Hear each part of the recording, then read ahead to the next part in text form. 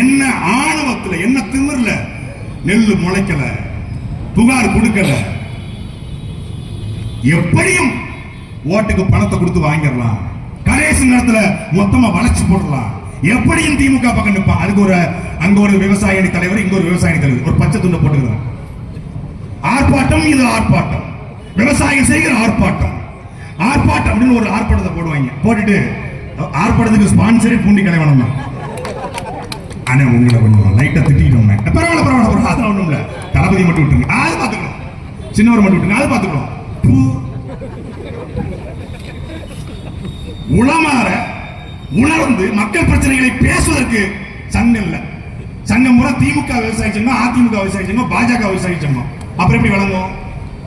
இவரு வந்து இப்போ நெல்லை தூக்கி வச்சுக்கிட்டு வாடிய பயிரை கண்ட போதெல்லாம் வாடினே கோபால் எப்படி இருக்கீங்க கோபால் அப்படிங்கிற மாதிரி எடப்பாடி பழனிசாமி நெல்லை தூக்கி வச்சுக்கிட்டு அவரு.